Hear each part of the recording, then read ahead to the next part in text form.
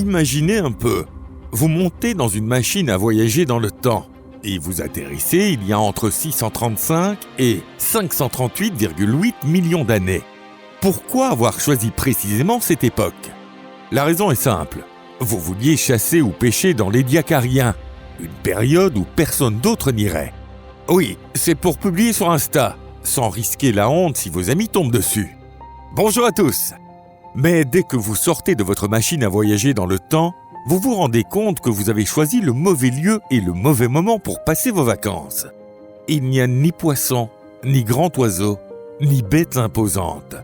En fait, non seulement il n'y a aucun grand animal, mais il n'y a même pas la moindre petite créature sur la terre ferme.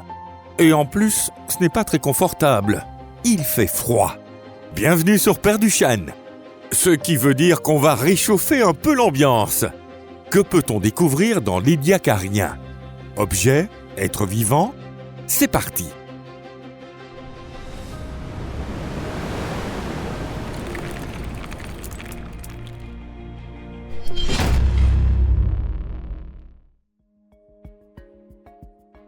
Les formes de vie dans les mers de l'Édiacarien.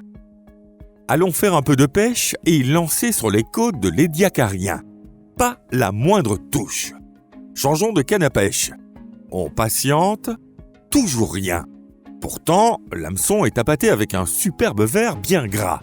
Un verre extrait tout droit de ce bocal spécial, rempli de verre que les poissons adorent et que vous aviez préparé spécialement pour ce week-end. C'est alors que vous vous dites qu'il va falloir regarder ce qui se passe sous la surface. Vous enfilez donc des lunettes spéciales pour bien distinguer les formes de vie marine.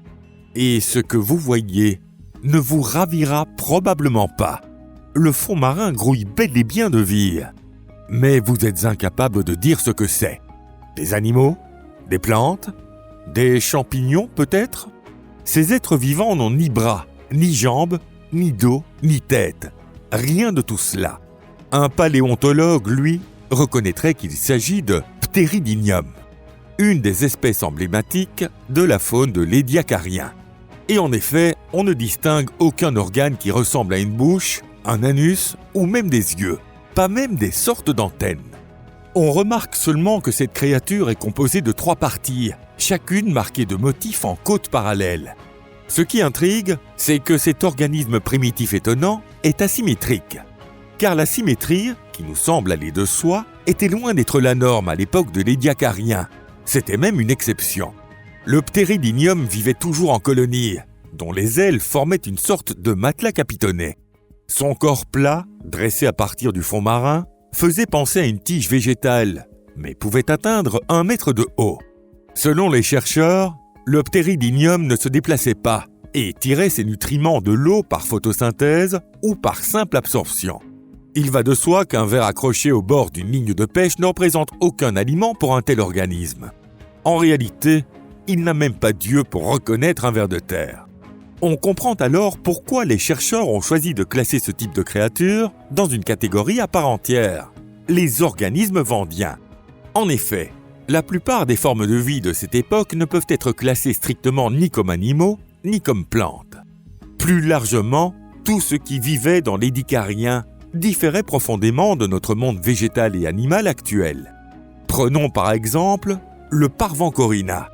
Le Parvancorina est un organisme plat, triangulaire, mesurant 1 ou 2 cm, avec un renflement en forme d'ancre de navire. Ce représentant typique de la faune de l'époque ressemble un peu à un petit crustacé, mais sans pince, sans yeux ni antennes. Pourtant, à l'une des extrémités de son corps, on distingue une forme évoquant une tête ou des dents. Tout aussi étrange, voici la Yorgia wagoneri.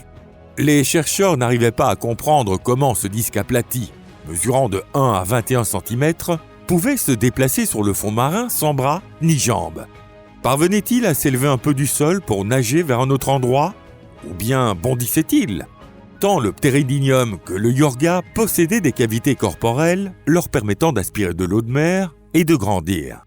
Comme la majorité des êtres vivants de l'Édiacarien, le Yorgia présentait une structure corporelle asymétrique. Une moitié de son disque était légèrement décalée par rapport à l'autre.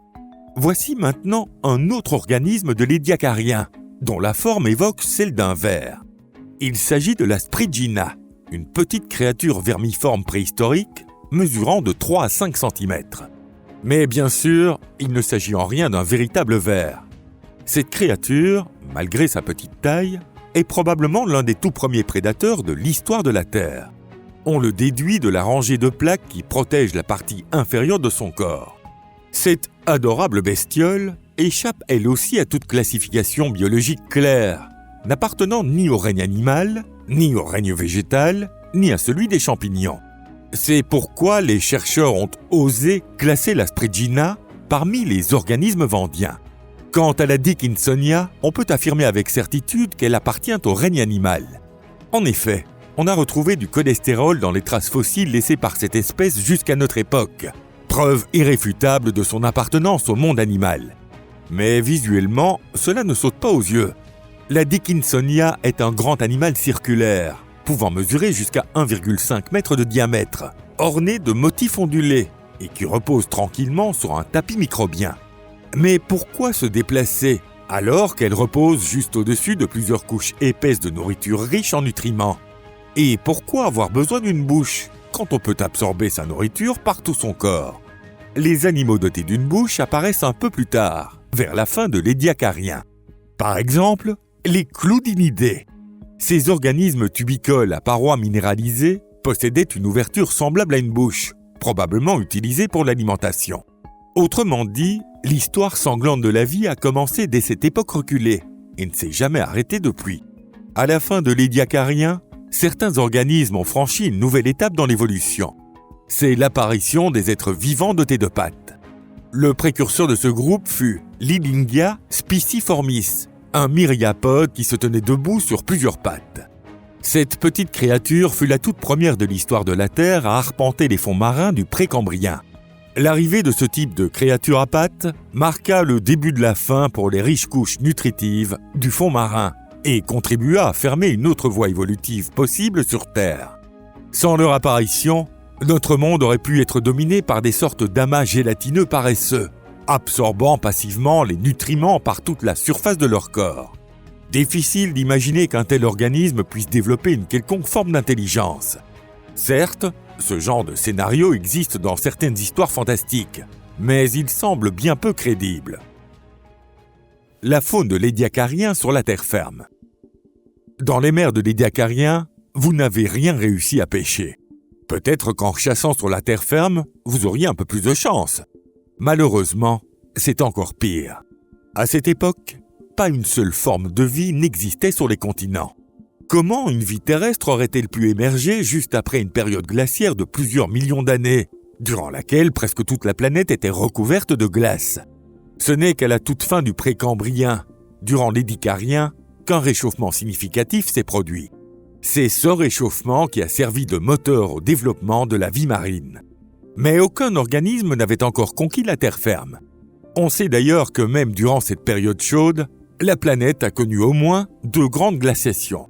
La glaciation de Gasquier, qui a duré 340 000 ans, entre 578,88 et 579,63 millions d'années, et celle de Béconur, qui a duré 6 millions d'années, entre 547 et 541 millions d'années. Autant dire qu'il faut renoncer à la chasse, elle aussi. Ce petit voyage dans le temps semble se terminer sur une note plutôt décevante. Et en plus, il commence à faire froid. Même au plus fort de l'été, durant l'Édiacarien, la température descendait au-dessous de 17 degrés Celsius. En plus, le soleil paraît flou, presque pâle. Et voilà que vous avez du mal à respirer. La tête vous tourne, comme si vous manquiez d'oxygène. Il est peut-être temps de plier la tente et de rentrer à votre époque. C'est probablement la meilleure décision. L'air de l'Édiacarien était bien plus raréfié et sa composition n'avait rien à voir avec celle que nous connaissons aujourd'hui. Il contenait beaucoup de dioxyde de carbone et moins de 15% de la teneur actuelle en oxygène.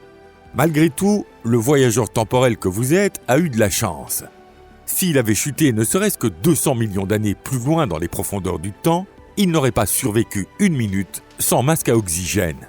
Car à cette époque-là, l'atmosphère contenait moins de 1% de la concentration actuelle en oxygène. Même pour le dioxyde de carbone, la situation s'est nettement améliorée à l'approche de la fin du Précambrien. En effet, durant la glaciation précédente, une série d'éruptions volcaniques avait libéré d'énormes quantités de CO2 qui s'étaient accumulées dans l'atmosphère. Vers la fin du Cryogénien, la concentration en dioxyde de carbone dépassait 350 fois le niveau actuel. Cette immense quantité de CO2 a provoqué un puissant effet de serre, entraînant un réchauffement brutal. C'est ce qui a permis à l'Édiacarien d'offrir, brièvement, un air à peu près respirable. Finalement, la petite promenade pour profiter de la nature sauvage au bord de la mer ou d'une rivière n'aura pas eu lieu. D'ailleurs, il n'y avait même pas de rivière à cette époque. Alors, qu'y avait-il ? Il y avait des marées, bien plus extrêmes qu'aujourd'hui. La dislocation du supercontinent Pannotia, situé près de l'équateur, s'est produite à la toute fin de l'Édiacarien. Ce supercontinent, entouré par les mers primitives, s'est scindé au Cambrien en Gondwana, Sibérie et Laurentia. Durant le Jurassique, le Gondwana a formé l'Afrique et l'Amérique du Sud, tandis que la Laurasia a formé l'Eurasie et l'Amérique du Nord. Autrement dit, les paysages de l'Édiacarien n'avaient absolument rien à voir avec ceux d'aujourd'hui. Même avec une carte moderne, un voyageur temporel aurait été complètement perdu. Mais avec une carte du supercontinent Pannotia, il aurait pu s'orienter, au moins pendant une période d'une durée un peu plus longue que celle de l'Édiacarien lui-même. En fin de compte, les organismes vendiens ne vivaient que dans les mers bordant ce continent. Quand le supercontinent s'est disloqué, ces formes de vie uniques dans toute l'histoire de la Terre ont fini par disparaître. C'est triste à dire, mais il aurait été totalement impossible pour un Homo sapiens d'aujourd'hui de survivre à l'époque de l'Édiacarien. Pas de nourriture, pas d'air respirable, et encore moins d'internet ou de climatisation, bien entendu. Et pourtant, cette époque fut celle de l'apparition des tout premiers organismes multicellulaires dans l'histoire du vivant. Pendant les 3 milliards d'années qui ont précédé, la Terre n'a connu que le silence glacé d'un monde figé, brisé seulement par le fracas des tsunamis ou les explosions volcaniques.